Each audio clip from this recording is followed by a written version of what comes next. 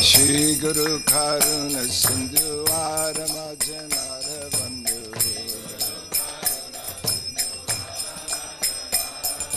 Shri Guru Karuna Sindhu Aramajanara Bandhu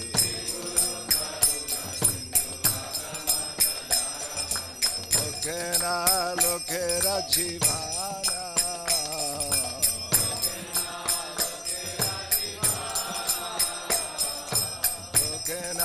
Lokera Jivana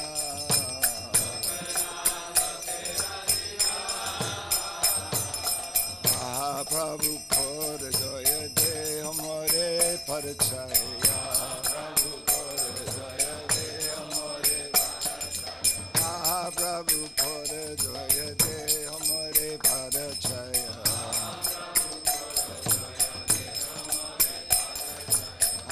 Prabhu Kore Daya De Hamare Parachaya Ebe Askusiti Bhuvana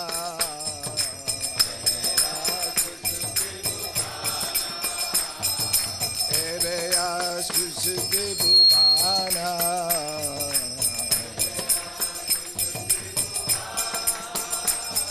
Shri Guru Karuna Sindhu Varamajanara Bandhu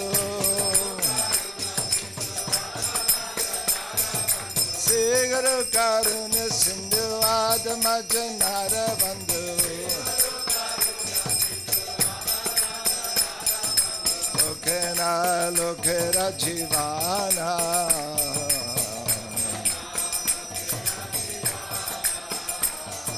Lokena Lokera Jivana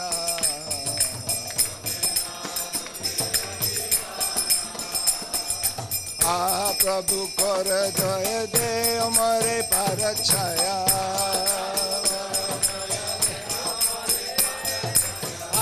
Prabhu Kora Jaya De Amare Parachaya Ebe Askusiti Bhuvana Askusiti Bhuvana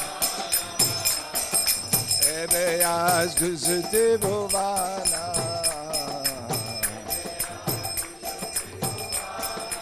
Srila Prabhupada Patita Pavana Prabhupada Srila Prabhupada Patita Pavana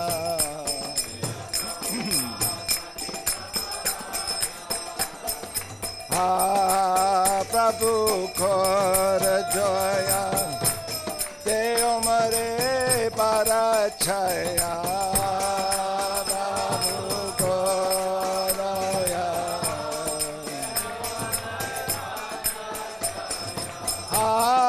Prabhu Kora Jaya De Amare Parachaya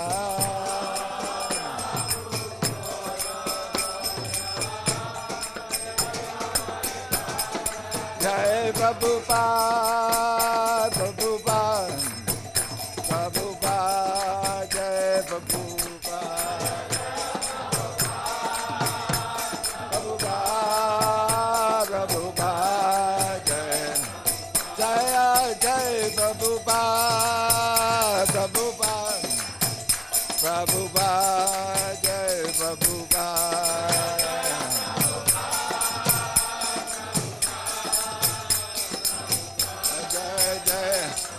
Jaya Jaya Prabhupada, Prabhupada, Prabhupada, Jaya Prabhupada, Prabhupada, Prabhupada, Nitai Gaura Hari Bo, Hari Bo, Hari Bo, Nitai Gaura Hari Bo.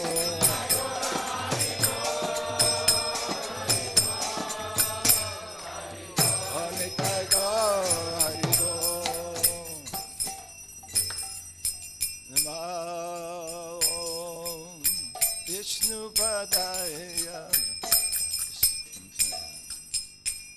Om Vishnu Padaya Krishna Prastaya Bhutale Shrimate Bhakti Vedanta Swami Niti Namine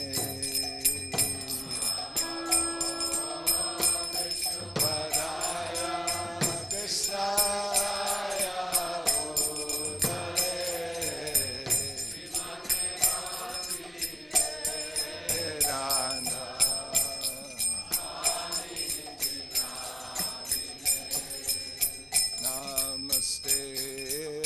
Saraswati Devi Gauravani Pracharine Nirvishesha Shunyavadi Vaschatya Dishatarine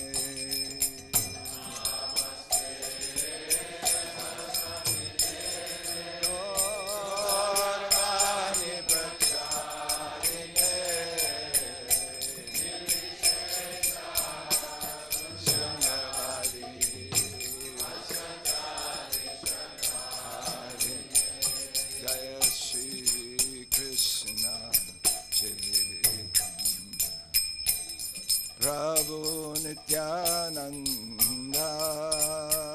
Shri Advaita Gadadha Shiva Sadhiko Bhaktavinda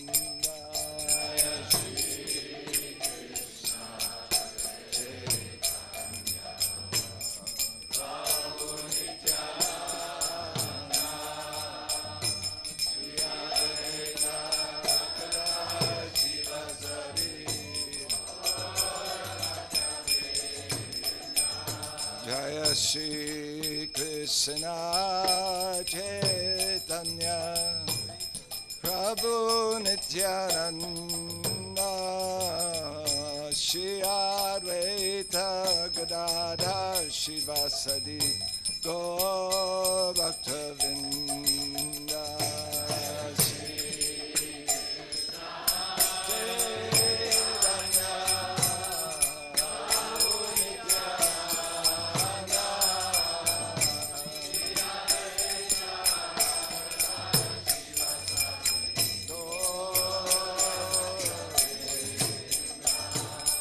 Shri Krishna Chaitanya Prabhu Nityananda Shri Advaita Gadadha Shivasadi Gaur Bhaktavinda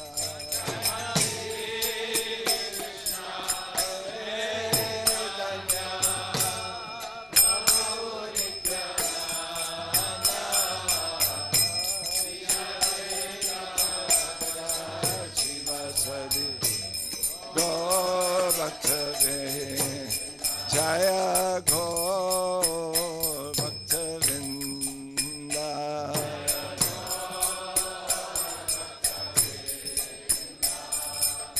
Hare Krishna Krishna Krishna Hare Hare Hare Rama Hare Rama Rama Rama Hare Hare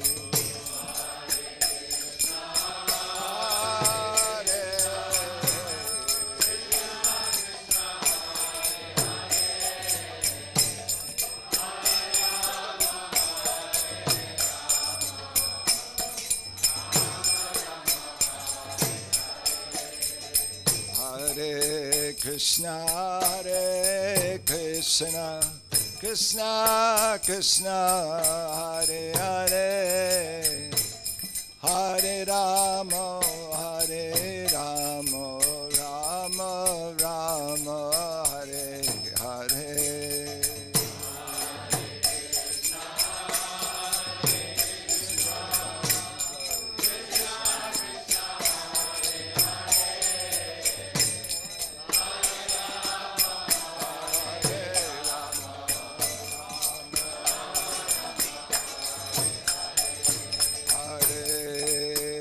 Krishna, Hare Krishna, Krishna Krishna, Hare Hare, Hare Rama, Hare Rama, Rama Rama, Hare Hare.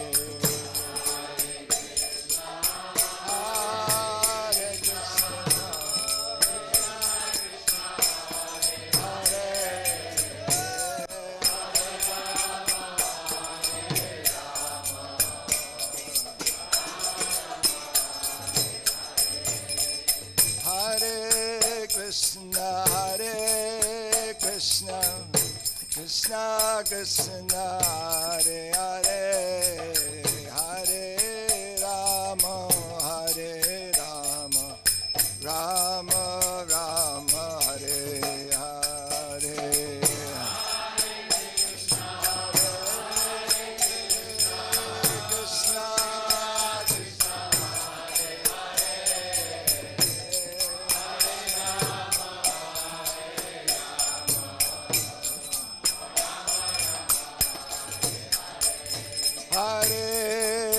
Krishna, Hare Krishna, Krishna Krishna, Hare Hare, Hare Rama, Hare Rama, Rama Rama, Hare Hare, Hare Krishna,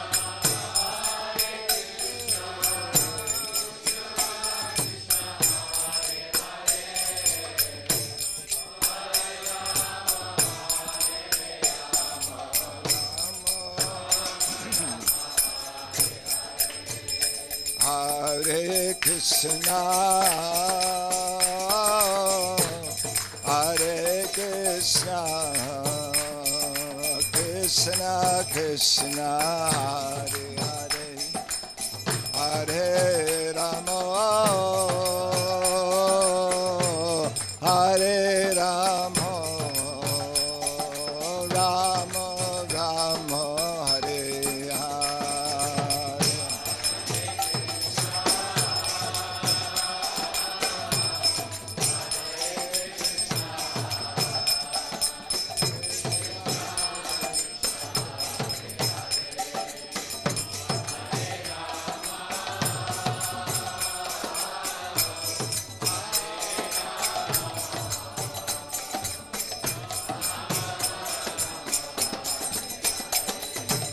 Hare Krishna, Hare Krishna, Krishna Krishna, Hare Hare, Hare Rama, Hare Rama, Rama Rama, Hare Hare.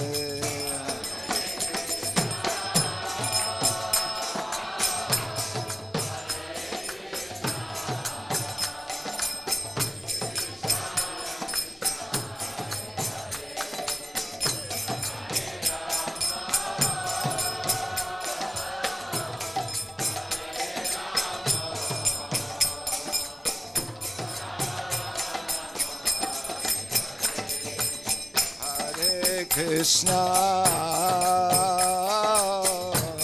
Hare Krishna, Krishna Krishna, Hare Hare, Hare Rama, Hare Rama, Rama Rama, Hare Hare.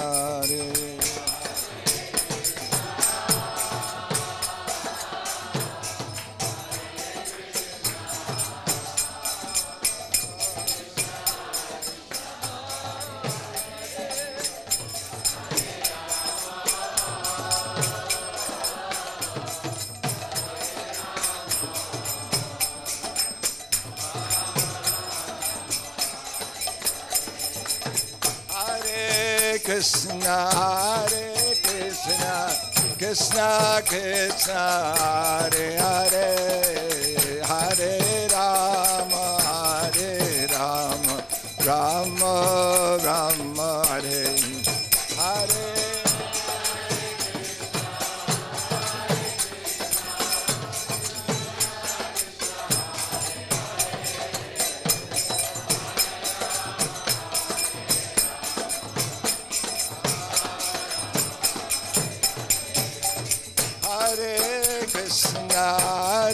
Krishna, Krishna Krishna, Hare Hare, Hare Rama, Hare Rama, Rama Rama, Hare Hare.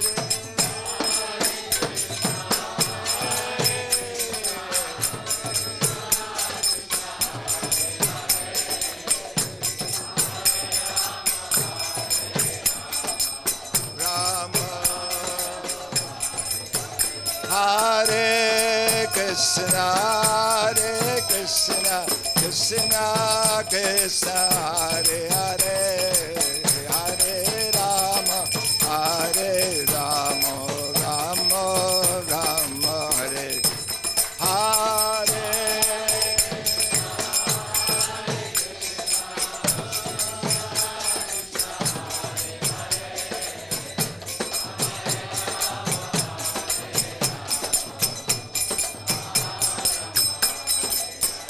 Hare Krishna, Hare Krishna, Krishna Krishna, Hare Hare, Hare Rama, Hare Rama, Rama Rama, Hare Hare.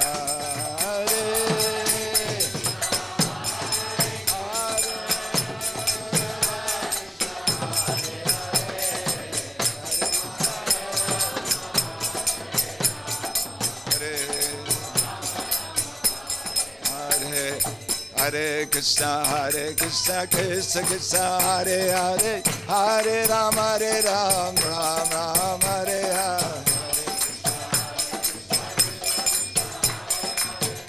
Hare. Hare Krishna, Krishna Krishna, Hare Hare, Hare Rama, Ram Ram, Hare Hare.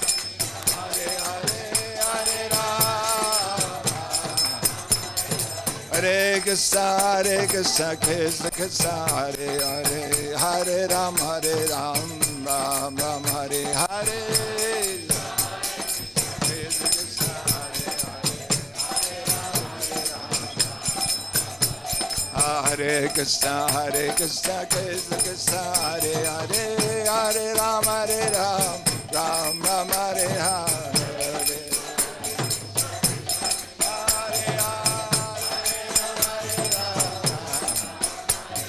Hare Krishna, Krishna Krishna, Hare Hare, Hare Ram, Ram Ram, Hare Hare.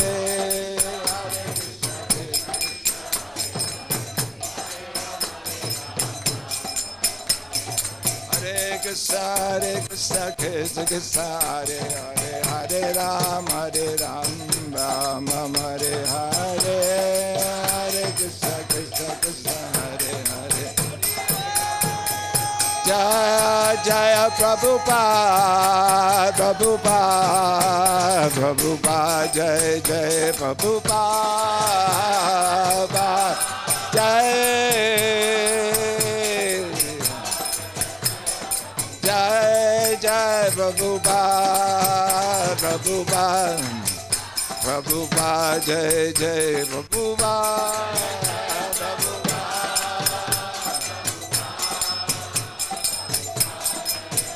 Jaya Gauranitai, Jaya Gauranitai,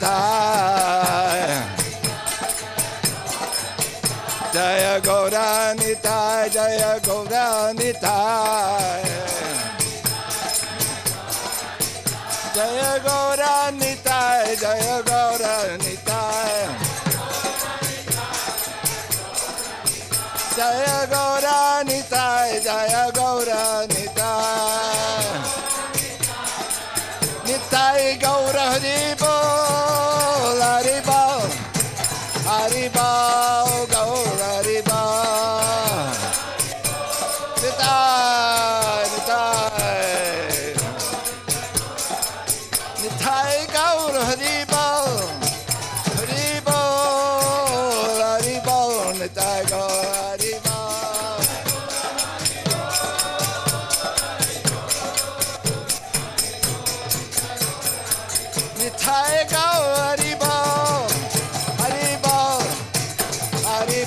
Nitai Gauri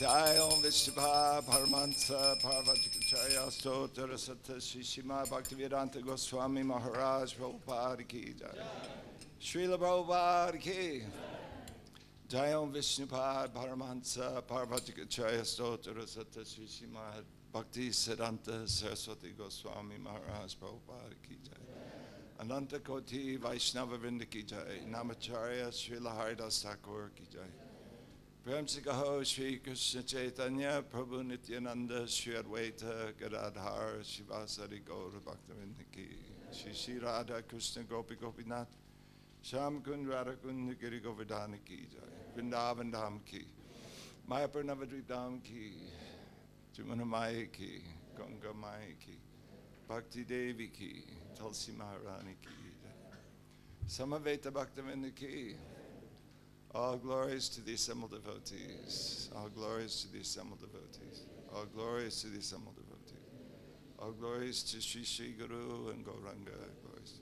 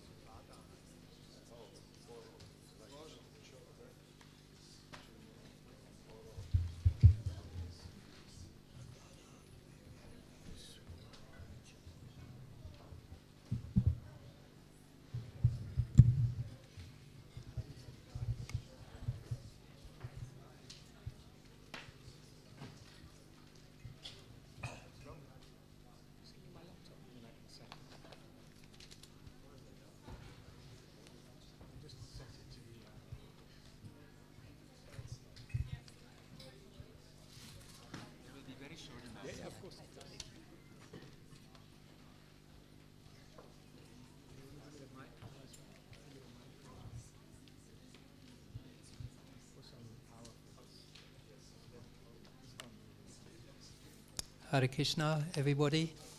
We like to welcome you all for the Bhakti retreat. I was actually requested to be your master of ceremony during this festival, so I will try to do it in a good way. We have actually, you have all come to the Bhakti retreat, and this is a first-class choice. I think all of us did really like 100% choosing to come here because it will be very beautiful and amazing retreat. Yesterday I was walking in the small village here and I thought, wow, what is going to happen now this week? Everything will just transform, everything will be spiritual, in the whole area will be vibrating.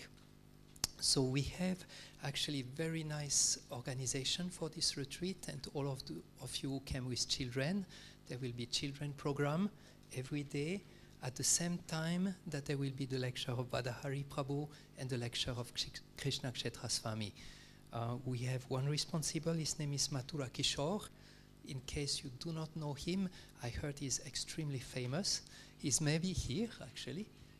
Yeah, here, Mathura Kishore, of course. So any one of you who have children and who do not know Mathura Kishore yet, please approach him. They are making a very nice program for children. We have also another very famous devotee, Gora Lila, who is a very experienced drama maker. So there will be also drama. Everyone who like to participate, please approach Gora Lila. I'm not sure about the age frame, but he will let you know about that. Very shortly, 2 offenses to be avoided. I think you might have heard about it yesterday evening. The first one is, please do not use any fire, any essence, any cooking into the rooms. That's very important, otherwise the fire brigade might come and it will cost a lot of money. And also parking place. If you follow the road after the hotel, on the right side there are parking place for the staff. Please do not park your car there, otherwise the staff will be actually quite in trouble. Also, if you have any difficulty, any trouble during the retreat, please do not approach the staff member of the hotel directly, but approach our staff, the devotee staff. You can recognize them. They have kuntimalas, tilak, and like this. You can easily find out who they are. One warning, you are in the Bhakti retreat, and there might be some surge of Bhakti feelings in your hearts. So if that happened and you very spontaneously want to do service, please approach Ananda Chaitanya and Shyamananda Prabhu. They will immediately find a way to help you express those Bhakti emotions. Good, so I think that's almost everything for this morning. In case you need translation, there will be a corner with German translation. Wenn jemand braucht eine deutsche Übersetzung, es wird eine Ecke da mit Krishna Premarupa Prabhu. Und there is also a translation in Italian if someone wants with Vajayanti there. I was hearing recently, Srila Prabhupada was saying that actually if we hear Krishna Katha with potent speaker and we are a potent listener, then we will be transported in the spiritual world. So no doubt we have excellent speakers for this retreat. So now it's up to us to open our heart and to become like sponges and absorb all this nectar coming. We wish you a wonderful retreat. Srila Prabhupada ki jai.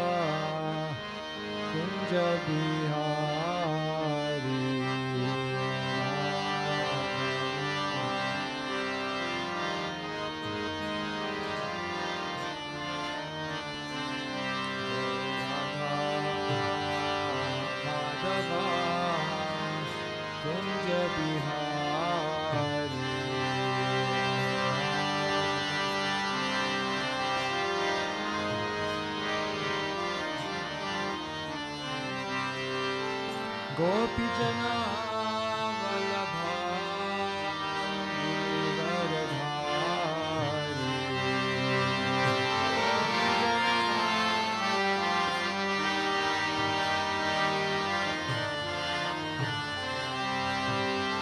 Gopi Jana Vallabha Giridharadhari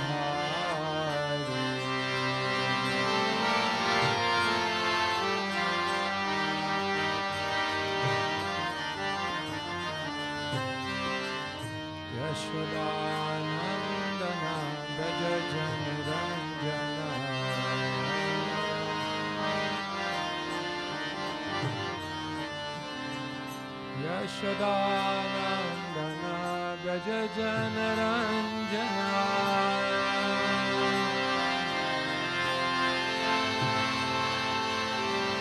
Yashodanandana Braja Janaranjana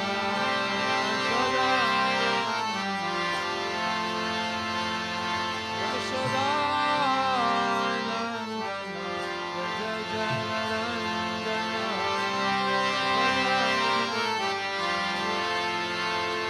Yamuna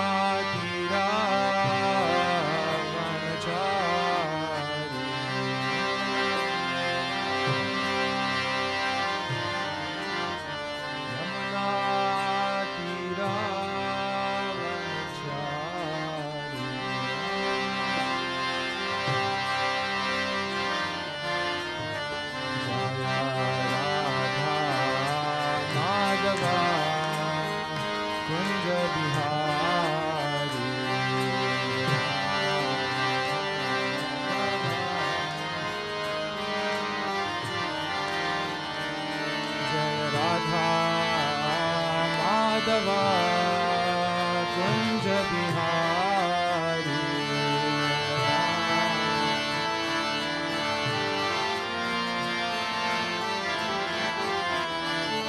Gopi Jana Vallabha Girivardhari Gopi Jana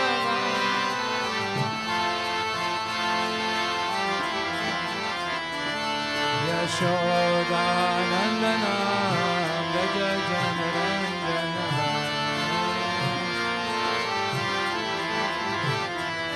Yashodanandana Braja Janarandana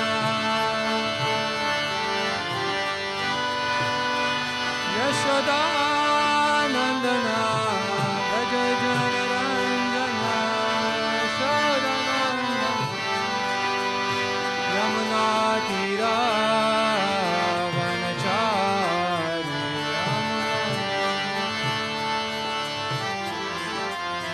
Yamuna Tira Vanachari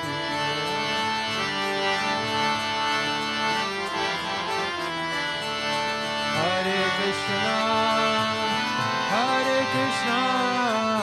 Krishna Krishna Hare Hare Hare Rama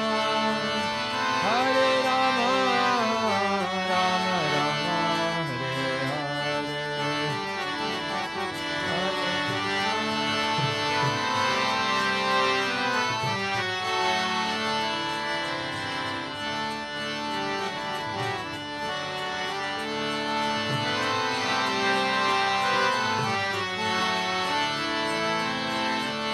Hare Krishna, Hare Krishna, Krishna Krishna, Hare Hare, Hare Rama,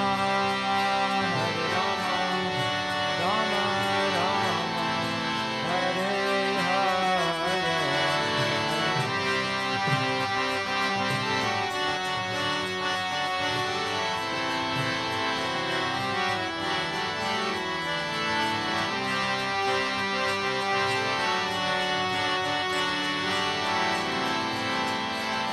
Hare Krishna, Krishna Krishna, Hare Hare, Hare Rama, Rama Rama, Hare Hare.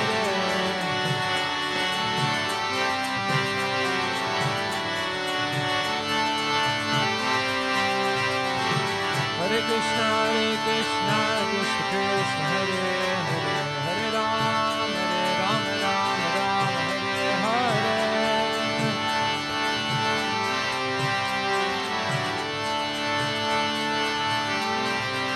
Hari Bol, Hari Bol, Hari Bol, Tagora Hari Bol.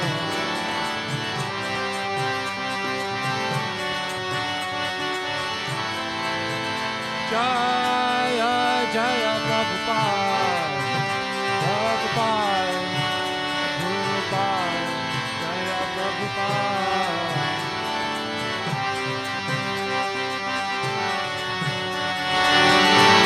Jaya,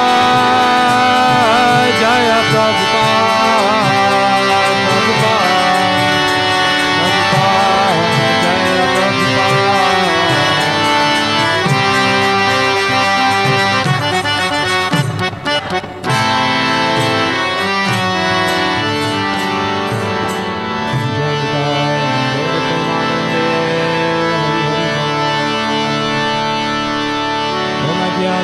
Jnanatimirandhasya Jnananjanashalakaya Chakshurunmilitam yena Tasmai Shri Gurave Namaha. Shri Chaitanya Manobhishtam Sthapitam Yena Bhutale Svayam Rupa Kadamahyam Dadati Swapadantikam Vandeham Shri Guru Shri Yuta Padakamalan Shri Gurun Vaishnavamscha Shri Rupam Sagrajatam Sahagana Raghunathanvitam Tam Sajivam Sadvaitam Savadhutam Harijana Sahitam Krishna Chaitanya Devam Shri Radha Krishna Padan Sahagana Lalita Shri Vishakhan Vitamscha He Krishna Karuna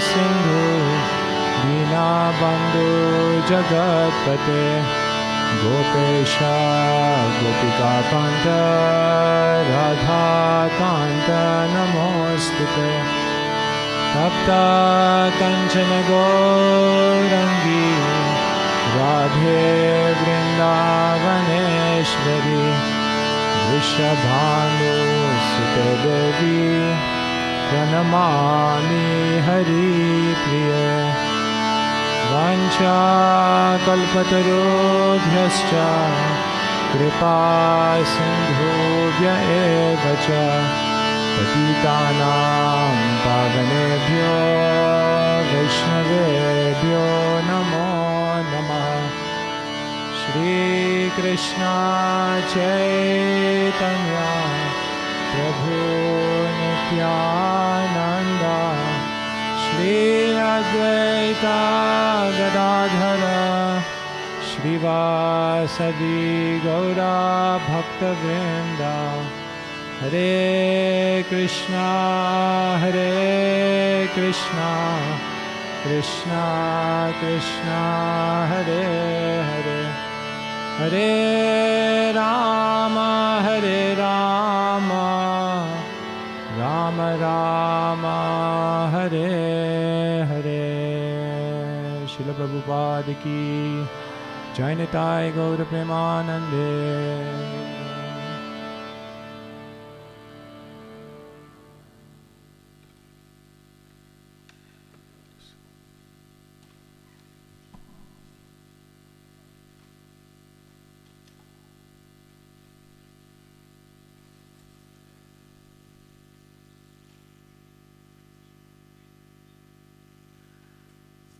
So, Hare Krishna everyone, good morning, and thank you so much for coming.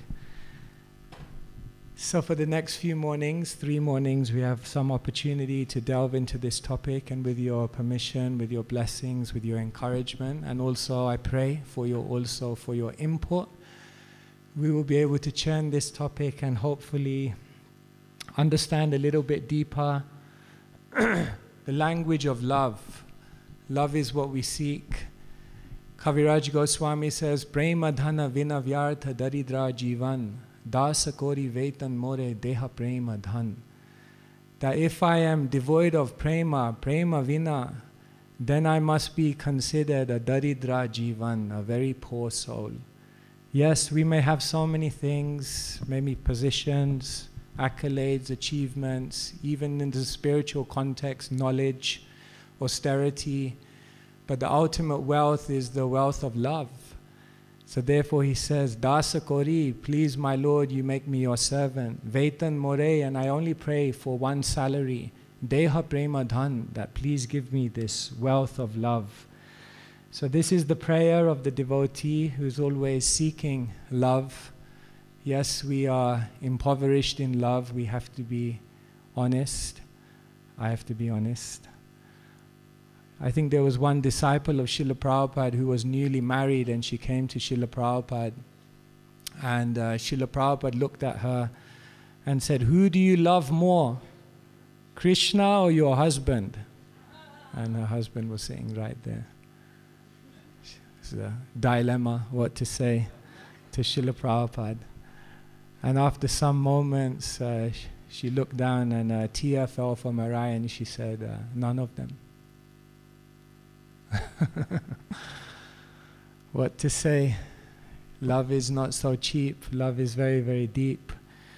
And of course, Kaviraj Goswami, we're going to explore the Chaitanya Charitamrita. But first, let us explore the words of Kaviraj Goswami's predecessor, who Kaviraj Goswami himself learnt from. And Rupa Goswami, as we know, was the one who was documenting pure devotional service. And in this Paribhasa Sutra of the Bhakti Rasamrita Sindhu, he is very, very clearly outlining to us what is love. You can repeat after me. Anya bhilashita shunyam jnana karma dhyanavritam anukulyena krishnanu shilanam bhaktirutama. So we are all familiar with this verse and we're familiar with these concepts, and this is a very, very powerful definition of love. One time, obviously we were going out on the street many days, and one day I decided everyone I'll stop, let me ask them, what is your definition of love? So I did a survey, it must have been about 200 people that day. What is your definition of love? And I was very disappointed as to how much people could substantially explain what love is. Here, Rupa Goswami breaks it down. You could look at it in different ways, and the commentators have looked at it in different ways. But essentially, you can say love is anukulyena, some favorable disposition towards another person, and anushilanam, a tangible expression of that favorable disposition. So we can say there is some love everywhere. Of course, devotees are quite clear-cut.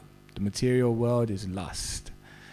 And yes, maybe for the most part it is lust, but there is some love out there, and that love is basically a tangible expression of one's favorable disposition towards another person. But in this definition, Rupa Goswami goes further, because he says there may be love, but then there is true love.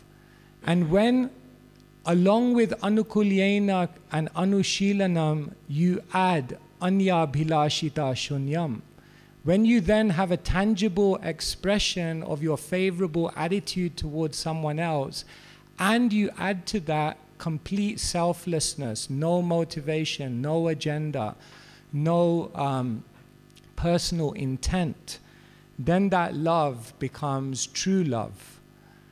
But then what Rupa Goswami does in this definition, he goes even further. He says that when that tangible expression of one's favorable attitude towards someone else is devoid of all personal desire, and then Krishnanu is directed towards Krishna, then it becomes divine love. So in this world, most people only know lust. Some people may know about love, and maybe even fewer know about true love. But divine love is very, very rare, and that is actually what the soul seeks in its essence, as we know. And so here, Rupa Goswami very, very beautifully tells us that yes, there is a divine love. There is it's very interesting when Dhruva Maharaj decides that he will go to go to the forest, or decides that he wants this desire to have a kingdom greater than his great-grandfather. Then he goes to his mother, Suniti. And Suniti, which literally means good counsel, she tells him, yes, yes, if you want to achieve this, then you have to go to find Vishnu. And therefore she directs him to the forest, and then she makes a very, very beautiful statement. She says to him, I can give you some love, but Vishnu can give you thousands of times more love than me. And therefore you should direct your love first to Vishnu, first to the root. Yathatoror mula nisechanena tripyanti tatskanda bhajo pashakaha. Srila Prabhupada quotes this many times, that when you water the root of the tree, then all the branches, leaves, everything becomes satisfied. So here we begin our journey in the language of love by just understanding what is that pure definition of love. On this we should be very, very clear. Krishnadas Kaviraj Goswami learned from Rupa Goswami. In every chapter, at the end of the chapter, he prays, Rupa Raghunatha Pade Haibe Akuti. that he is praying that I offer my respects to Rupa and Raghunath. I've learned everything from them. From Raghunath Das Goswami, I learned all the information by which to document Chaitanya Charitamrita. And from Rupa Goswami, I learned all the conclusive truths of devotional service and the ultimate expression of rasa. And therefore, everything I'm presenting here in Chaitanya Charitamrita is simply just expression of everything I've received from them. And so, Krishnadas Kaviraj Goswami, what he then does in the Chaitanya Charitamrita is he gives the living theology. He begins to give the examples, the interactions, the narrations which bring Rupa Goswami's definition of pure devotional service alive.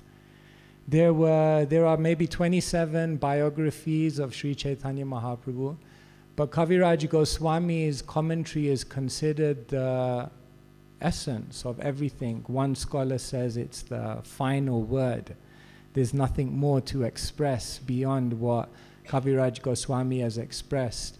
And we could say there are many reasons for that, but Kaviraj Goswami's style in composing the Chaitanya Charitamrita is incredible, because what he does is he intertwines the deep philosophical conclusions with rich, beautiful, heart-touching narrations of the Lord and his devotees. And when you bring those two things together, when you bring the theology of the book with the theology of the person, when you bring Shastra together with the living theology, the person Bhagavata, then it becomes very, very beautiful.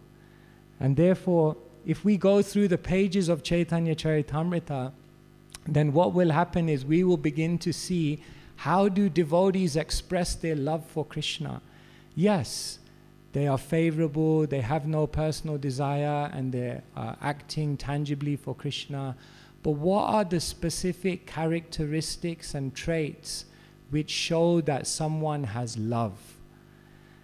And perhaps there could be 10, 15, 20, 25. In the next few days, we will do 3.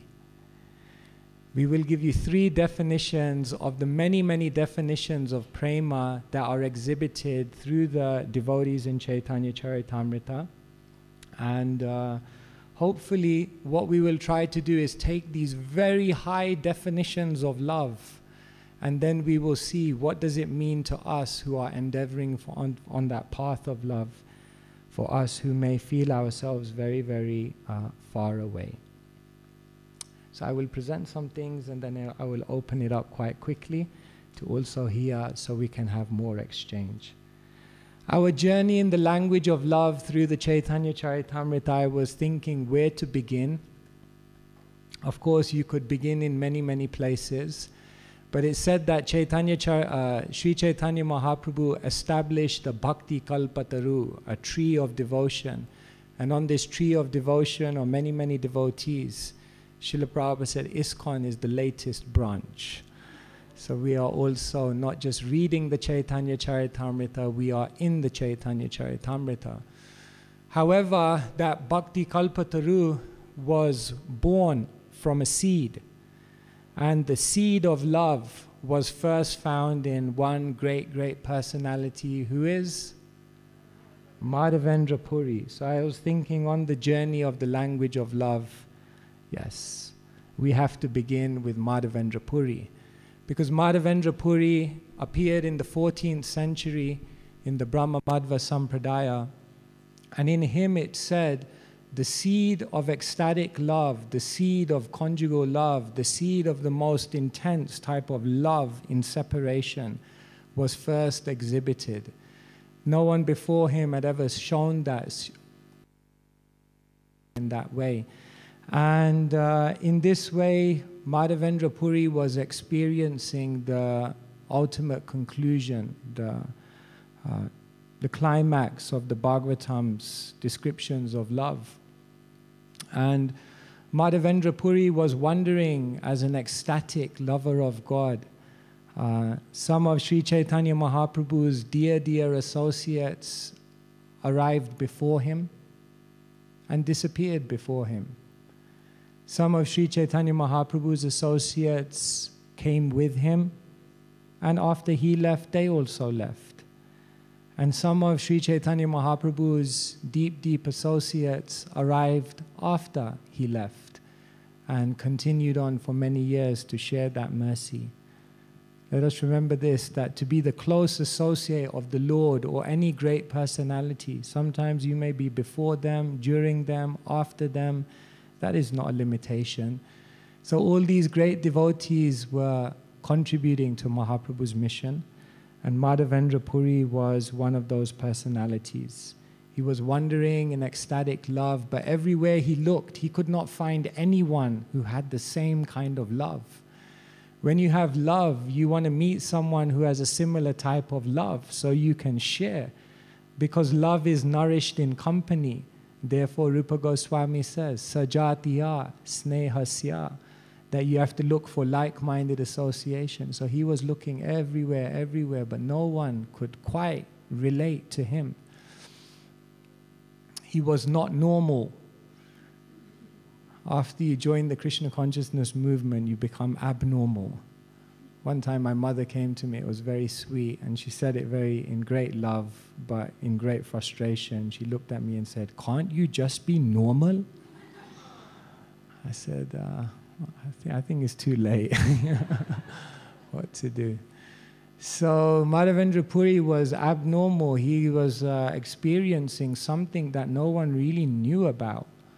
But then he met one other great personality who was on the same wavelength, completely, totally, completely Sajatiya. Who was that? Nityananda Prabhu. He met Nityananda on his journeys. Of course, we know Nityananda had left Ekachakragram and he was on his pilgrimage, and they met, and it was an ecstatic meeting. Later on, Kaviraj Goswami explains the narration of Madhavendra Puri. Madhavendra Puri was wandering, and of course he came to Vrindavan and he entered the Govardhan area. Absorbed in ecstatic love on his travels, Madhavendra Puri came to the place known as Govinda Kund. Many of you have been there. In your mind's eye right now, you can just remember Govinda Kund.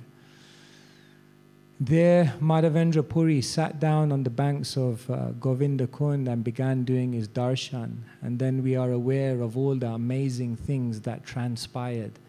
Because as he was there doing his bhajan, then completely oblivious to all physical needs. That is the sign of absorption. Nidra hara vihara kadi, vijito chatyanta dino chayo, forgetting to sleep, forgetting to eat.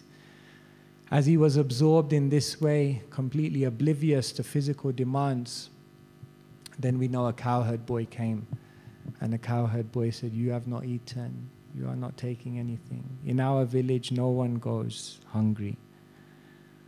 Prasadam is our religion." So he said, "You must take. Here is a pot of milk." So Madhavendra Puri, already when he saw that cowherd boy, was so transcendental, so enchanting. Manohara, Krishna is known as, it takes away your mind.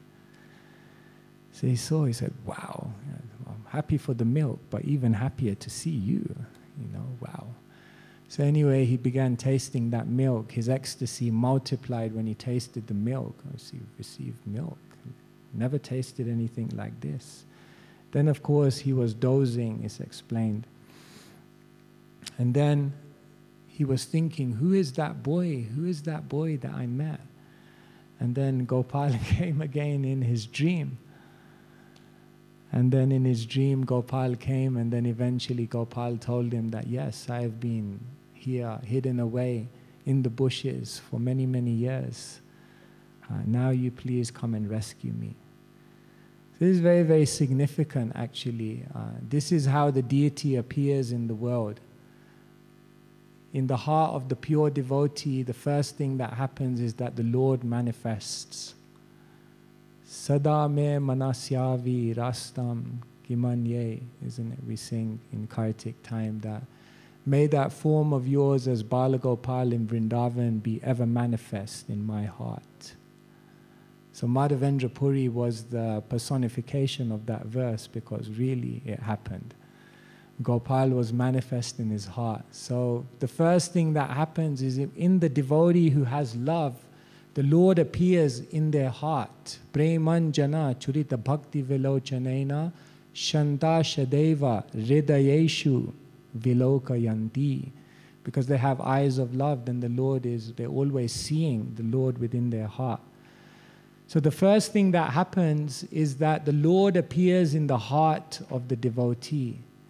And then, because the devotee is so anxious to serve the Lord, and because the devotee is so anxious for others to also get the opportunity to serve the Lord, and because of that deep desire, then what happens is the Lord has to reciprocate with his devotee. And so the Lord first appears in the heart of devotee, and then seeing the desire of the devotee to want to serve the Lord and exchange that service also to others, then the Lord has to appear. Aham bhakta paradhino yashvantantra ivadvija. Krishna says, I am not independent. I am completely dependent on my devotees because they have conquered me. So this is how the deity appears in the world. First, it appears in the heart of the devotee, and because of the intense desire of the devotee, the deities then appear to us. So by Srila Prabhupada's grace, so many forms of Krishna appeared all over the world by Srila Prabhupada's prayer. Srila Prabhupada, I think it maybe was LA, he said to the devotees, I have caught Krishna and I have brought him here for you. Now you please serve him. So the pure devotee catches Krishna. Bilva Mango Thakur is singing, Vraje Prasidam Navanita Chauram, that Krishna, you're a thief because you stole butter, you stole all the clothes of the gopis, you steal the minds of everyone. You've stolen everything from us. You're a thief. But now what I've done is I'm running after you, and I've caught you with the ropes of my love. And now what I've done, because you're a thief, I've caught you with the ropes of my love, and I've imprisoned you within my heart. It's very nice. So like this, Madhavendra Puri, by his devotion, Gopal appeared. And then when the Lord appears, know for sure that life is not peaceful. If you want peace, as soon as Krishna enters the scene, see, in Vrindavan everything was peaceful, everything was good. But the moment Krishna said, like, why are you worshipping Indra? You should worship Govardhan. As soon as Krishna entered the scene with his ideas, then all hell breaks loose. So as soon as Krishna appeared, Madhavendra Puri was just he was a Baba. He was just a renunciate, simple, doing his bhajan. But as soon as Krishna appeared, then he had to install Krishna. Then he had to make a temple. Then he had to organize the community to serve Krishna. He took on all the responsibility, all the anxiety, all the complexity. And then Krishna came to him in a dream and said, now I want you to go to Jagannath Puri, because in Vrindavan it's very, very hot. So I want you to go to Puri and collect the sandalwood. Walk to Puri. By this time, Madhavendra Puri was maybe in his 70s. So go to Puri in the heat, walking all the way there, and then bring the sandalwood back. But he did not hesitate, because Krishna wanted that. That was Krishna's desire. That was Krishna's wish. And therefore Madhavendra Puri took on all of that. He had a very simple life, a very quiet, a very focused, a very, very beautiful life. And then when Krishna entered, there was complexity, there was responsibility, there was anxiety as well. And then later on, he even got celebrity status. So for a devotee, all of these things are, in one sense, considered like, this is an impediment, this is not required. But Madhavendra Puri embraced all of it. And Krishnadas Kaviraj Goswami then comes in the Chaitanya Charitamrita and gives us the first definition of prema, the first language of love. And what is the first language of love? He explains in this very, very beautiful verse. You can repeat after me. Pragadha premera e svabhavachar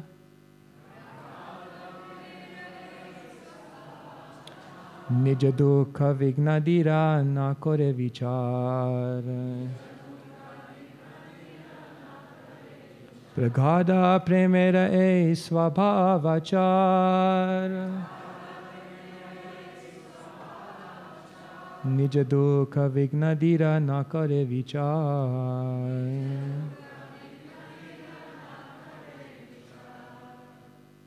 So this is the translation. This is the natural result of intense love of Godhead. The devotee does not consider personal inconveniences or impediments. In all circumstances, he wants to serve the Supreme Personality of Godhead. This is the first, what can we say, piece of vocabulary we want to give you in the language of love.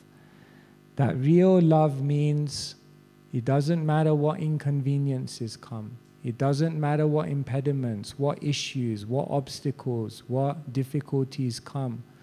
The devotee relentlessly keeps serving Krishna with greater and greater vigor and enthusiasm. This is how you can understand someone has love.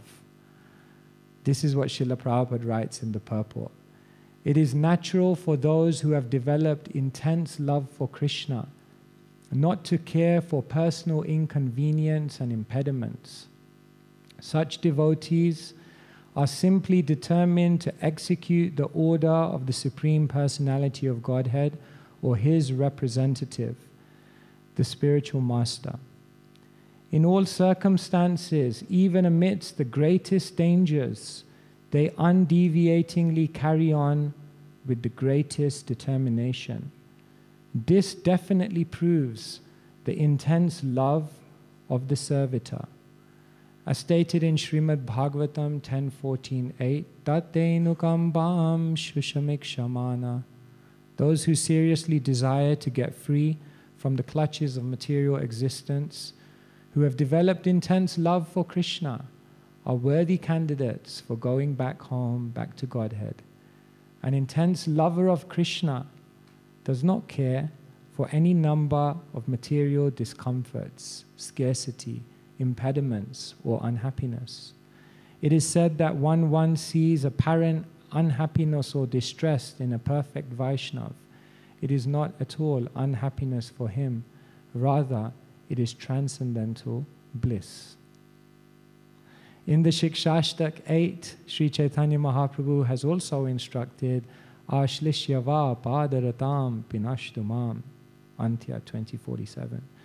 The intense lover of Krishna is never deviated from his service, despite all difficulties and impediments brought before him. These are the high definitions of prema.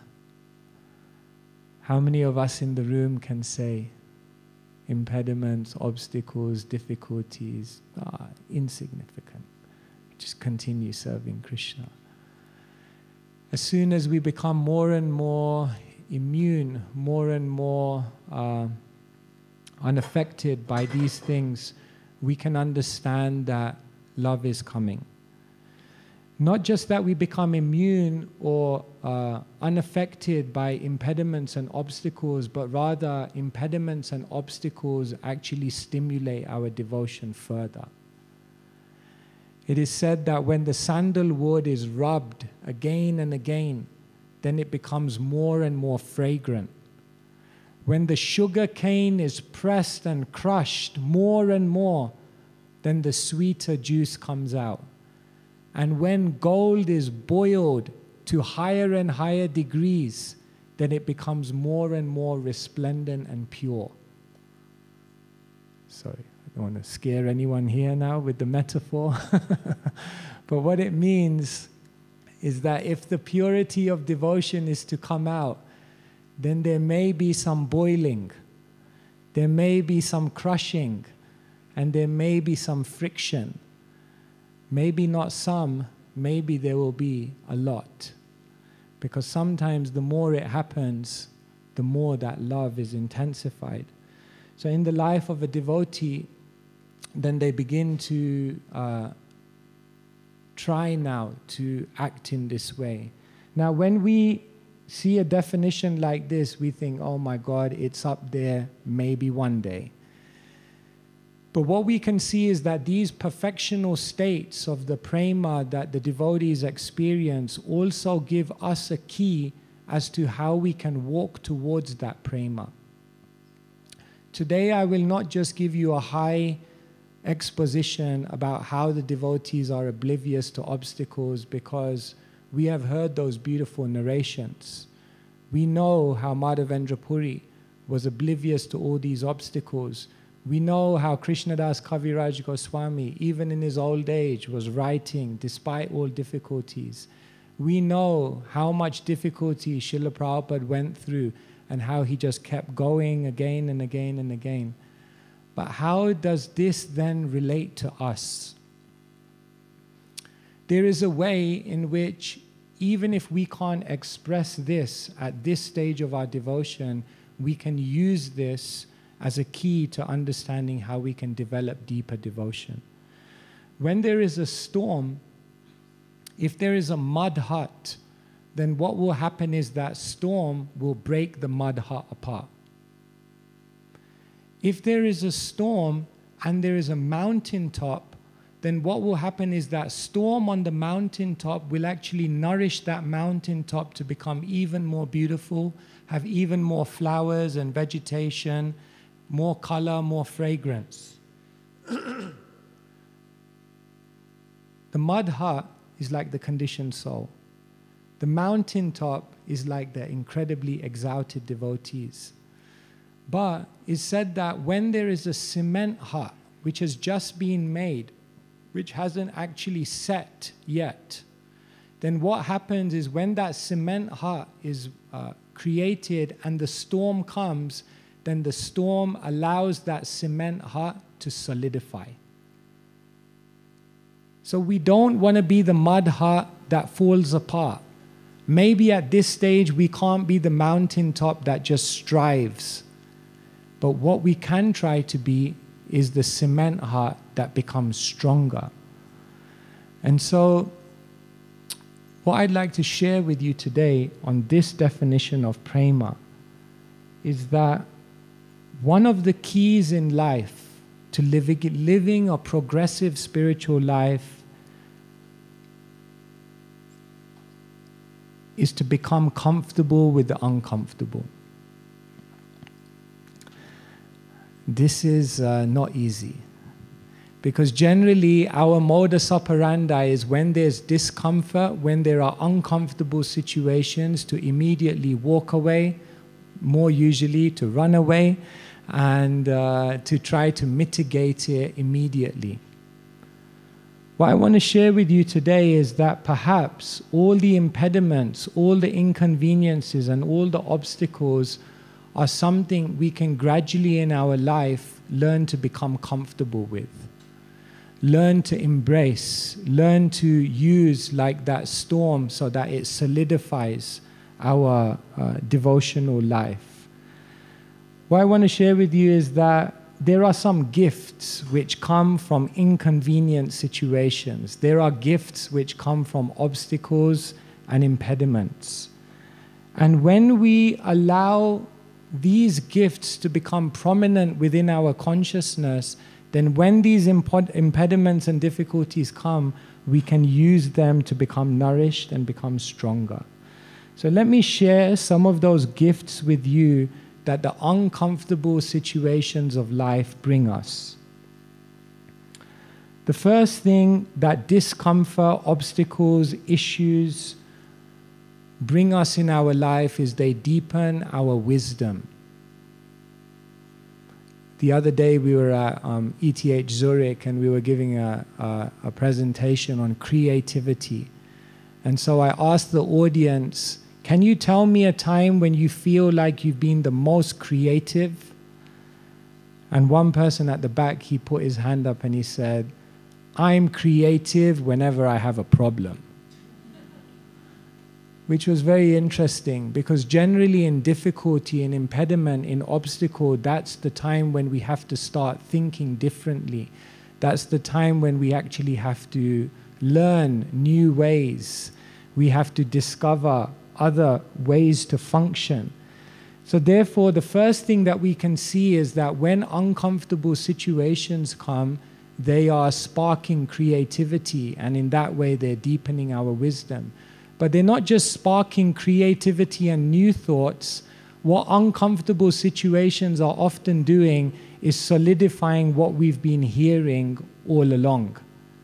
Because remember, the most advanced people in the world learn through hearing. But if you don't hear well, then you have to observe it. But then when you don't observe and learn, then you have to learn through experiencing.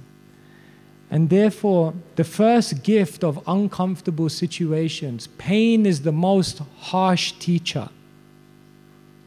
But pain is often the most emphatic teacher as well. If we learn to deepen our wisdom through the pain. But often what we do when the pain comes is we run away and we don't learn. And then what happens? The pain comes back again. So the first gift of the uncomfortable situations is that it deepens your wisdom. The second gift of uncomfortable situations is that they build character.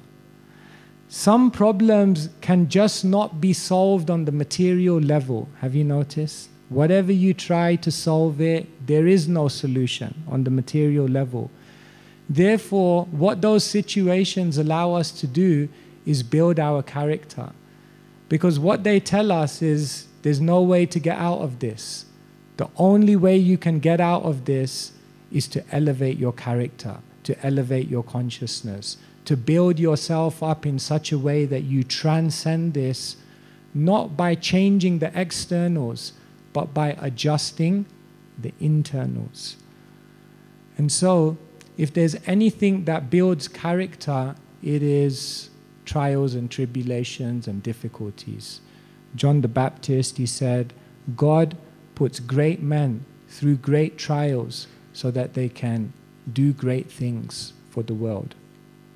Because yes, it is in that pain, in that discomfort, that we're able to build our character. What pain also does, and discomfort, failure, obstacles, the other gift it gives us is it reveals new opportunities.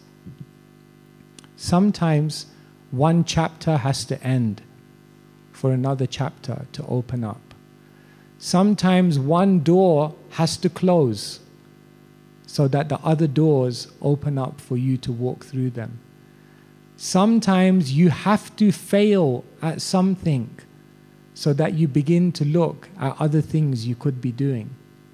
See, in this world, no one wants to change because change it's inevitable, but why don't we want to change? Because change is painful, it's uncomfortable. Change is painful. Nobody wants to change. So what does Krishna have to begin doing? He has to make your present situation more painful. When your present situation becomes more painful, then you look at the pain of change and you think like, okay, I'll take that one then. And therefore, oftentimes what Krishna is doing through uncomfortable situations is he is diverting our attention to something else.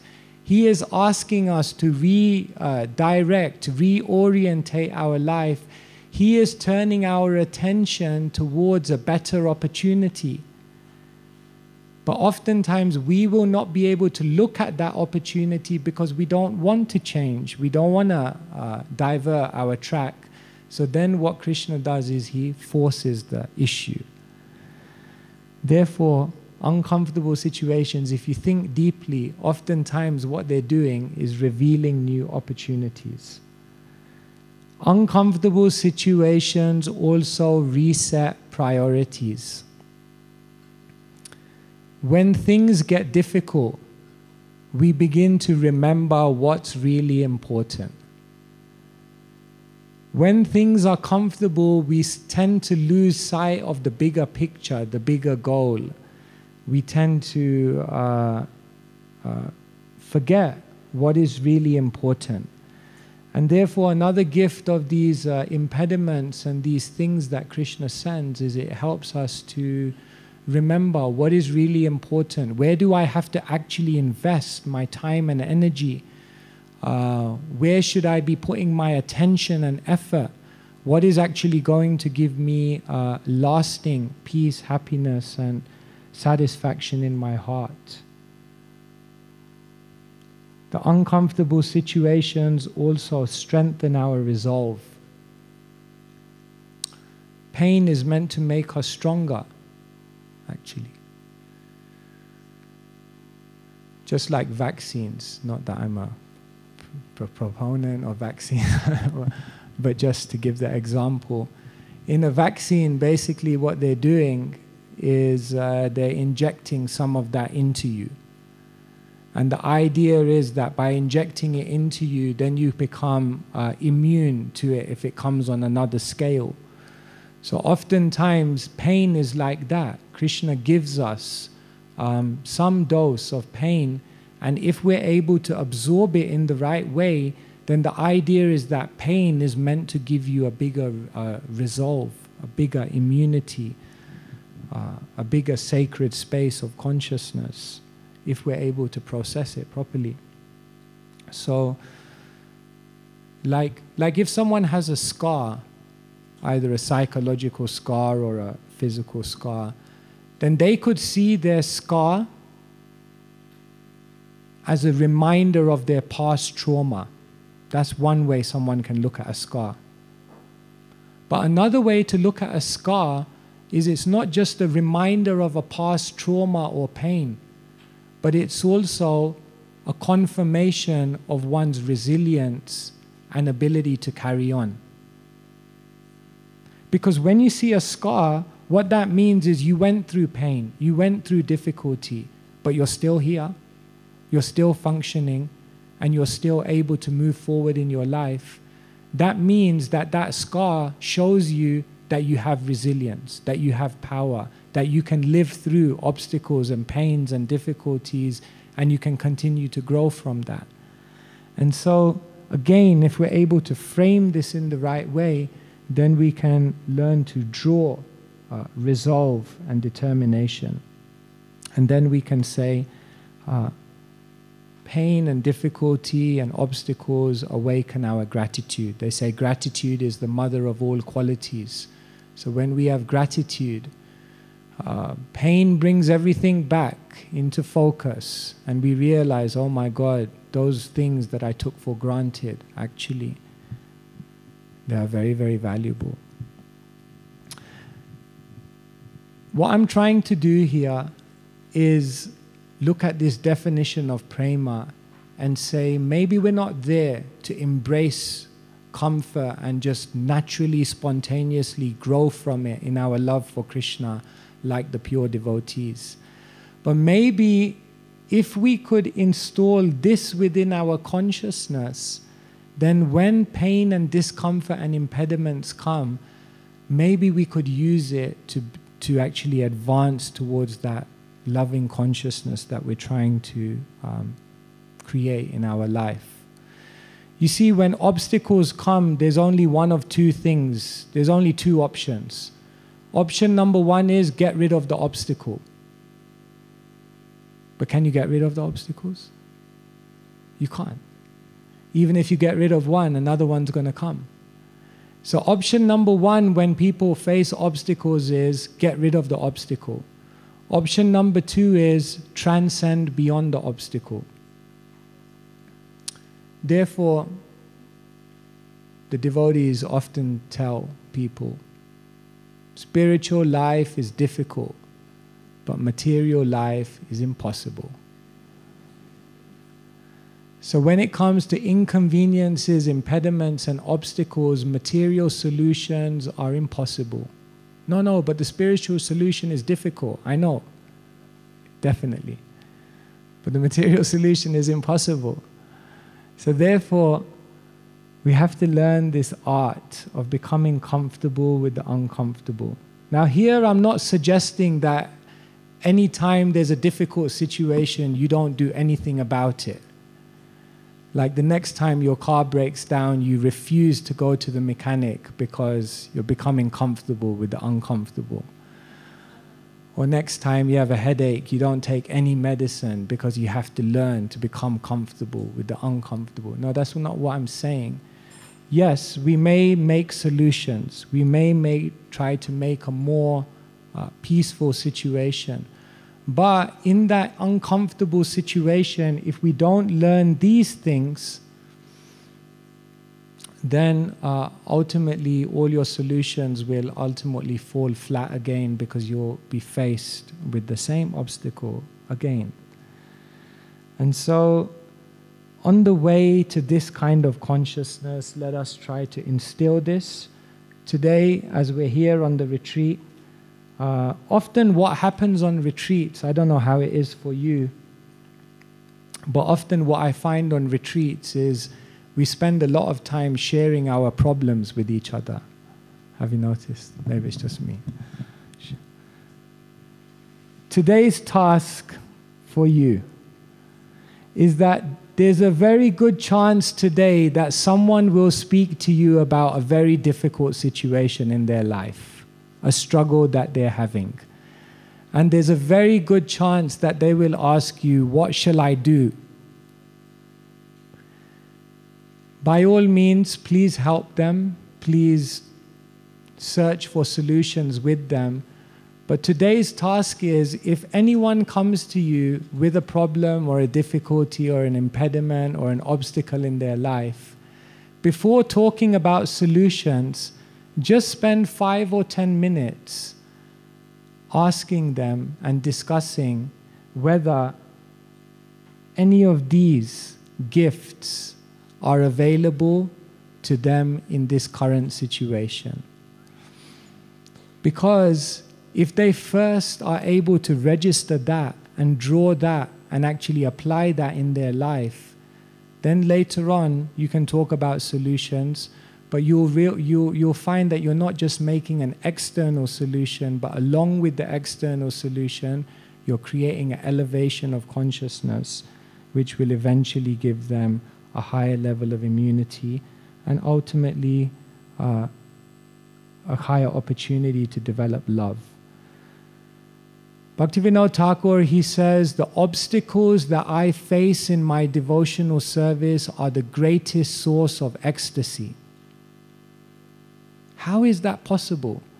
When you hear a statement like that, you think, is that real? Like, how is that possible? It's possible because what has happened is that the devotee has naturally instilled this in their consciousness. So every time an obstacle comes, they're excited because they're seeing that all of these gifts are coming to me. And they're very, very naturally then processing the obstacle in that way, in such a way that it nourishes greater service to Krishna. So in this first session, we're talking about the language of love. And in today's language of love, Madhavendra Puri is showing us that for one who has love, it doesn't matter how many obstacles there are, they just keep going, they keep growing. For Madhavendra Puri, if someone's devotion is very, very small, like a candle, then when the winds of difficulty come, then it extinguishes that candle. But when one's devotion has reached a certain level, like a burning forest, then when the winds of difficulty come, then it spreads the fire even more. So how can we learn to fuel that flame in such a way so that when the winds of obstacles comes, it fuels our love and our devotion? That will be possible if we learn to become comfortable with the uncomfortable. And that will happen if we're able to learn and instill some of these mindsets. Because practically for most of us, this is the biggest disturbance on the spiritual journey, that practically we're not able to move forward because the obstacles just keep hijacking our consciousness. So some thoughts today I try to humbly share with you about obstacles and impediments based on the example of Madhavendra Puri, leading us to higher states of love for Krishna. Hare Krishna, Krishna Krishna, Hare Hare, Hare Rama, Rama Rama, Hare Hare. Srila Prabhupada ki jai. So I open out the floor to see what reflections, comments, questions or illuminations. I don't know if Krishna Ksetra Maharaj or Sacinandana Maharaj would like to add anything first, or if you like to. Thank you so much for wonderful illuminations to take to heart and to practice and to comprehend and realize, to fan the flame of devotion. You're bringing Madhavendra Puri as the model of tolerating difficulty. I think is interesting. What comes to my mind is a possible sense of, let's say, dissatisfaction of one reading about Madhavendra Puri, that how did he get to that point? You know, we kind of meet him already there. He's already arrived. And we want to know, how did he get there? What did he get some teachings from his Guru Maharaj, Lakshmipati Tirtha? Lakshmipati Tirtha, yeah. Yes.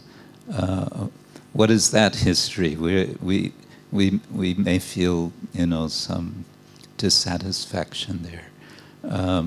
We may say, well, that's all very well and good, but Madhavendra Puri was, he was already there, so to say. Maybe you could say something on this point. Yes, thank you so much. Yeah, how did he get there? What was the journey? Of course, in terms of information of Madhavendra Puri, of course in the Chaitanya Charitamrita we don't have so much information, and even in other literatures there's somehow not so much described about Madhavendra Puri and his journey there. Of course, in many of these devotees we are understanding they are parishads, and for some of the parishads or the eternal associates of the Lord, when they come to the material world, they go through a journey as part of their lila to ultimately manifesting their pastimes. And some parishads, they just arrive here already ready in that state of consciousness just to enter the Lord's pastimes. And they don't necessarily go through that journey in that way.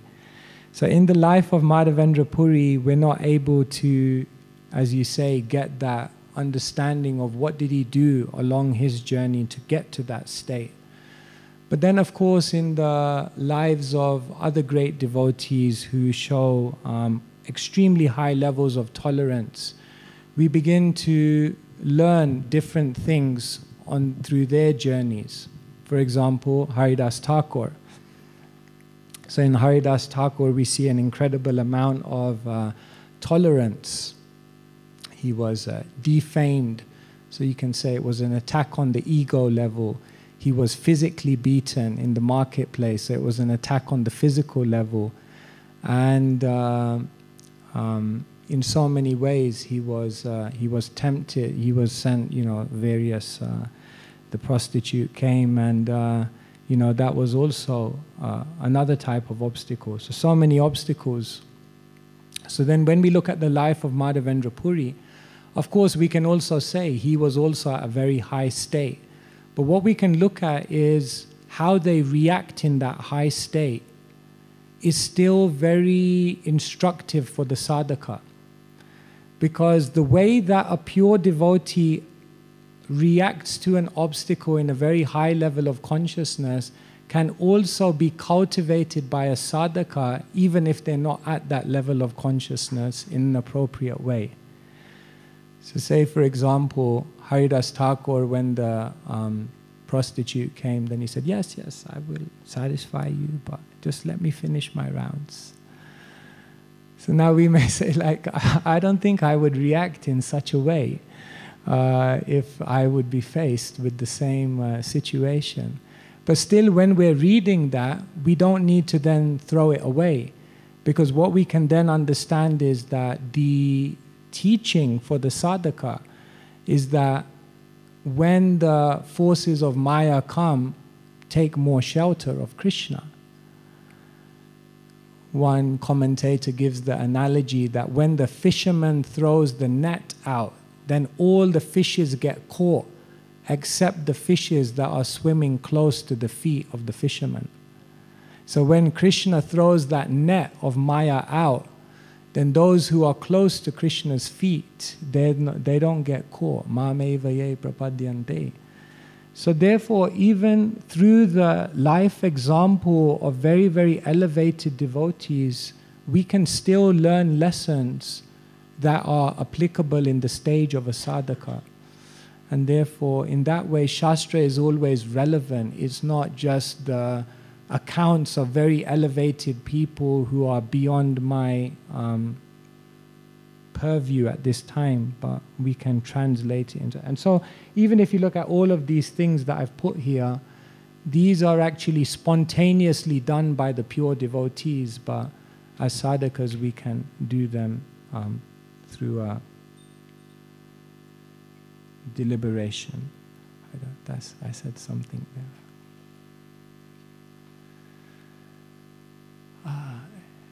Yes, I see hands. Okay. Just short, do we know who Madhavendra Puri is in the spiritual world? Yes, so Kavi Karnapur in Gaur Ganadesh Deepika, he says that Madhavendra Puri is a Kalpa Vriksha tree. So the Kalpa Vriksha tree satisfies all the desires. And therefore, yes, I can't say much more than that. That's what Kavi Karnapur says. He is a Kalpa Vriksha tree. And then another commentator says, and who is Ishvara Puri? And that commentator says, he is the fruit of the Kalpa Vriksha tree. So yes, that is what is said by Kavi Karnapur. Yes. Oh, I think Bhuvan and yes, Yeah, thank you for all this list. I was missing one point. When you are in difficulty, you start praying. Is it still coming, or in one of the other lessons you're giving? Yes, of course, definitely. We are taking shelter of Krishna. We are, of course, that is. Yes, that is told to us that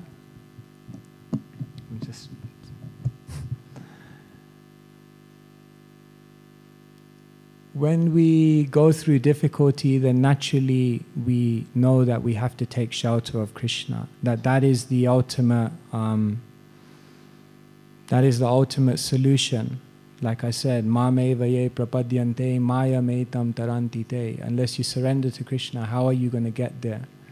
So today what I've done is, I didn't say that overtly. The reason is because what I'm trying to give here is some intermediate steps which are beneficial to our spiritual life to ultimately nourish that taking shelter of Krishna. And so, yes, ultimately the devotees, they just know that when things get difficult, I just have to take shelter of Krishna. But many of us may feel, I'm not there, I'm not able to do that. I know I should pray when things are difficult, but I don't have that kind of devotion, I don't have that kind of love, I don't have that kind of sincerity. I just feel like I just want to get out of these problems. So then what I'm trying to share here is that there are some practical ways in which you can try to embrace that situation and learn and grow and nourish your bhakti lata from it, which will then hopefully give you that confidence in Krishna, whereby you can then pray with sincerity. But yes, you're right. Ultimately, that's the first thing a devotee should do. They should pray. Of course, we pray, and then one man, he was late for an interview, so he was praying. He drove into the city, and he couldn't find a parking space. So he was praying, like, God, I need a parking space. I need to get there for this interview.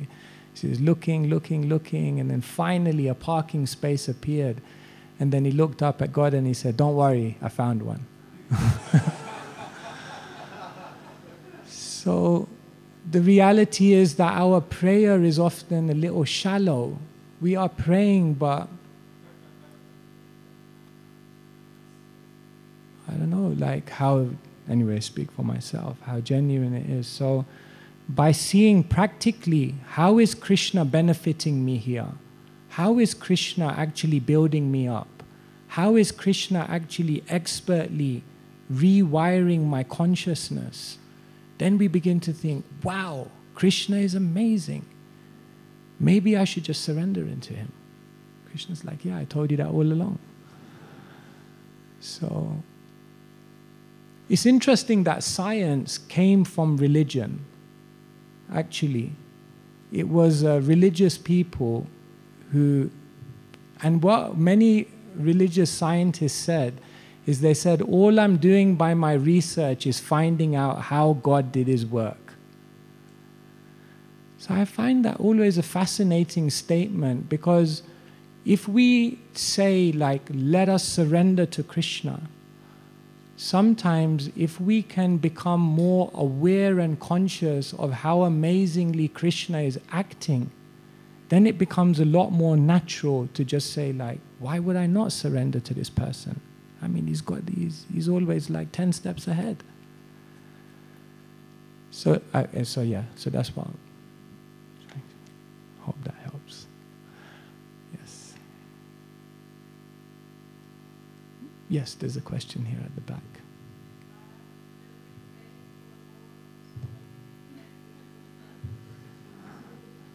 Can we pray for more obstacles? You can. You can. Yes, we can pray. Definitely, we can pray. Queen Kunti prays, as we know, Vipadashantu taha shashvat tatra tatra jagat guru bhavato darshanam yadsyat apunar bhava darshanam. Queen Kunti says, yes, I want more.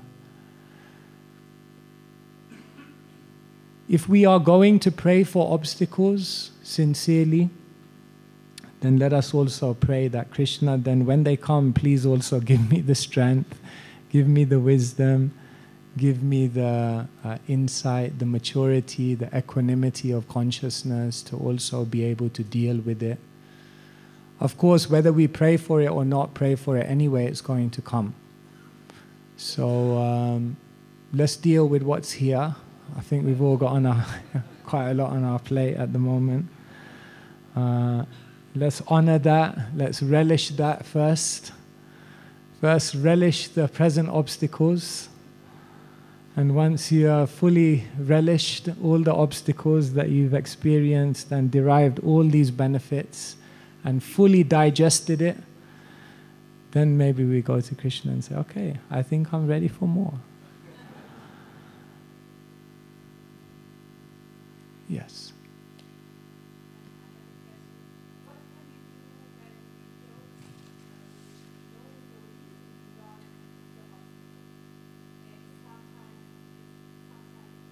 We don't know why it's coming to us.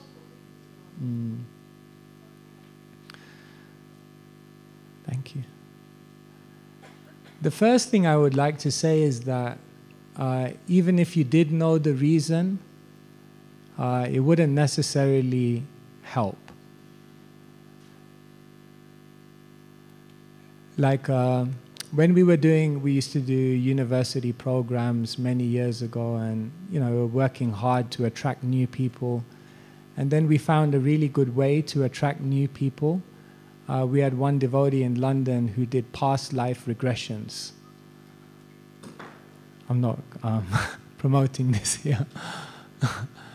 So we started doing programs of past life regressions at the university. Oh, I wouldn't do it now, but at the time it felt like a good idea.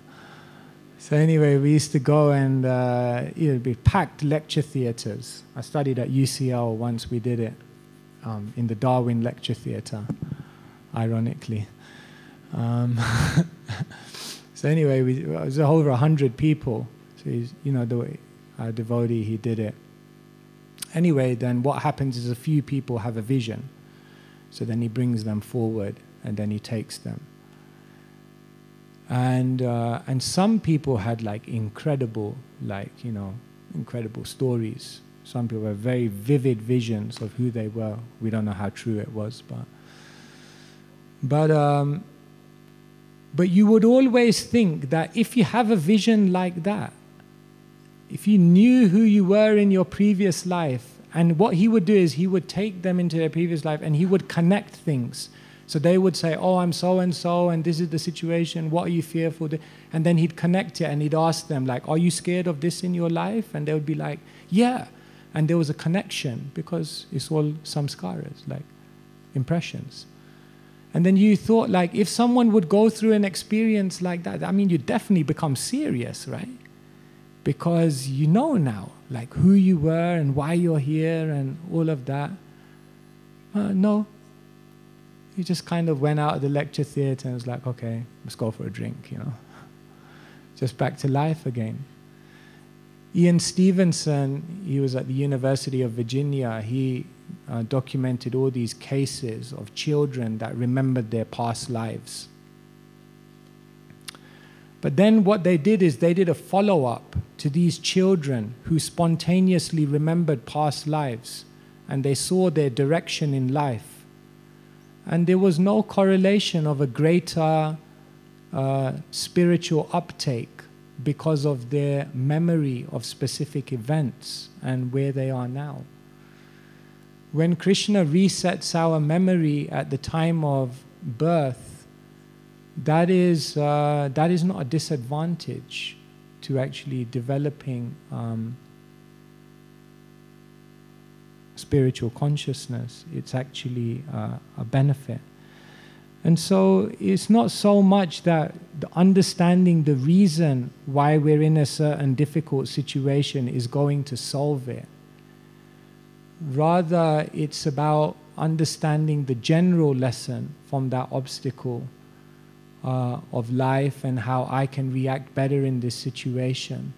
Because if you know only a specific reason, if you know the specific reason for an obstacle, then the tendency of the person, they think, if I now in my life make sure I don't do that specific act again, then I won't have to experience this again. But that's not the purpose. The purpose of karma is to change your consciousness entirely. Does that make sense, what I'm saying? So, therefore, sometimes it's beneficial not to know the exact situation, but rather for it to be a little bit vague. Because when it's a little bit vague, then you tend to work on your consciousness as a whole. Whereas if you pin it down to just a specific thing, you think this thing was the problem. But that thing was not the problem. The problem was your consciousness. So therefore, karma is always a little bit vague, because the idea of karma is not to just address specific causal points, but the idea of karma is to address the bigger consciousness that's causing our entanglement in this world. The bigger purpose of karma is to sort out the mind, because samsara chakram parivartayadyat manam param karanam amananti samsara chakram parivartayadyat. The 11th canto says that the mind is the cause of all distress, and it ultimately perpetuates the cycle of birth and death. Some thoughts. It's 9 o'clock, maybe. Last one then. Thank you, Maharaj.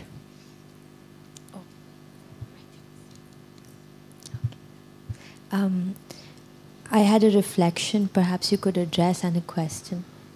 Last year I heard from a devotee about how there is tolerance and then there is acceptance. And when there are obstacles, I'm very positively bothered by this, whether I'm tolerating it or accepting it. So if you could please address this. And secondly, my question was relating to this point you made, how becoming oblivious to obstacles. And I was thinking how this is both an external and internal process. Like externally we engage in service or we take shelter of service, but it's this internal process which is so much more deeper. And I was thinking how, at least for myself, externally I can be becoming oblivious, but that maybe that internal work isn't happening. So if you could just suggest how do we undertake this transition that both happen? Okay. So your first question was, what's the difference between accepting something and tolerating something? Is it? I'm not clear how you're defining the difference between them. In the sense, the way I heard it was, when you tolerate something, there is some resistance. You don't like it. Oh, okay. And then your acceptance means you're embracing it. Yes.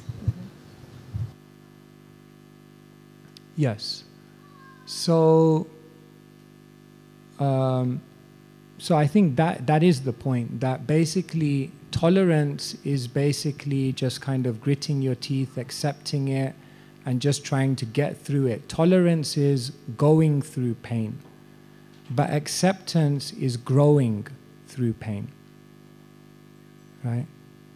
So both are good because they allow you to get through, but in the second one, what's happening is you're getting through a stronger person. You're getting through a more realized person. You're reaching the other end with a greater elevation of consciousness. And therefore, the goal of life is not just to keep tolerating, but it's a good starting point. Like in the beginning, we say, tolerate each other. Now, if the modus operandi for your whole devotional life is you're just tolerating the devotees, I mean, maybe we're not ready for the spiritual world, you know. But in the beginning, a good dose of tolerance just is okay. Like, let's not like just kill each other at this point. Just give them some time. And then maybe in that tolerance, after we begin accepting, and then maybe after we begin accepting, we can begin appreciating. And when we appreciate it enough, maybe we can start embracing. Wow, maybe that will be possible. But the journey has to start somewhere. So if you can accept with knowledge, knowing that all these gifts are there, accept it, embrace it. That's the best. But if you can't, then at least tolerate it and stay fixed for the time being. But at the same time, try to develop this internal. And your second question was about, if you can remind me, sorry, goldfish memory. About becoming oblivious to obstacle, how it is both internal and external. And external, we may engage in service, trying to become oblivious, but it might still always remain an external process and never internalize so much. So how do we internally, like, if an obstacle comes, we might just say, like, okay, now I'm just going to do more service, chant more rounds, and, you know, just take shit. But the internal development of processing is not happening. That's why it's very important, we always talk about this, for the internal dialogue in each devotee to be very, very strong. So there's one author, his name's Adam Grant. Anyway, he was saying something interesting. He said between the age of 0 and 25, age and wisdom is proportional, because we're learning through an educational system. So naturally, if someone's 18 years old, they know more than an 11-year-old. So he says between the ages of 0 and 25, age and wisdom is proportional. But then he says between the ages of 25 and 75, age and wisdom have no connection, no correlation. 0. In other words, he says a 37-year-old can be wiser than a 72-year-old. Because he says after the age of 25, you're not learning through education, you're learning through experience. But then someone may say, but a 71-year-old has more experience. So he says, no, because you learn from experience that's reflected on. You learn from experience that's reflected on. That's why we're giving this. Because you become very, very wise if you reflect on your experience and try to draw and become very clear about what to learn from this situation. So that's why not just after the age of 25, you should also think and reflect before you're before you turn 25. But definitely after you're 25, all learning comes from. Therefore, even in Shastric learning, we say Shravanam, Mananam, Nididhyasanam, Vandanam. Otherwise, just Shravanam. It's like putting so much food in the mouth, but then at one point you have to close and you have to chew. Then you get the digestion. So, yes, when obstacles come, it's not just like, okay, now I just gotta chant, and yes, of course, we must take shelter of the process, but internally, we must also try to process it and see the beauty, the brilliance, the ingenuity of Krishna to engineer this in my life. How amazing Krishna is that he engineers this in my life. That will nourish our bhakti and taking shelter of Krishna. I'll just say one final thing. The definition of God is that he's all-knowing, he's all-kind, and he's all-powerful. The reason why we don't surrender to Krishna is because we don't have faith that Krishna has all of these qualities. We may think he's all-kind and he's all-knowing, but maybe he's not powerful enough to change my life in this moment. Or we think he's all-powerful and he knows everything, but I don't know if he's always looking out for me. Or we think he's all-powerful and he's looking out for me. He's very, very kind, but maybe he doesn't always know my heart. Maybe he doesn't always know what he needs. Like maybe I need to also give him some tips sometimes. So something is lacking. We don't fully appreciate that Krishna is the most Suridam Sarva Bhutanam, Ishvara Sarva Bhutanam, Vedaham Samatitani, that Krishna knows everything, that he's in control of everything, and that he's your best friend. So somehow in our life, if we through reflection on Shastra, reflection on experience, we can begin to see, wow, here he is, amazing. Why not? Then, Mamevaye prapadyante becomes much easier because it's all personal. How you can surrender to someone if you don't have a personal relationship with them. And personal relationship with them means we have to be understanding. How are they acting in my life? They're having a personal relationship with me. So what is that relationship all about? And when we see that personal relationship, then naturally surrender comes. Anyway, I'm saying it like that as if it's so easy. I am a very impoverished soul in love, very, very weak. So please pray that I can follow some of this. Thank you so much for your kind attention. Srimad Bhagavatam ki jai, Shri Chaitanya Charitamrita ki jai, Srila Prabhupada ki jai. Hare Krishna. Thank you.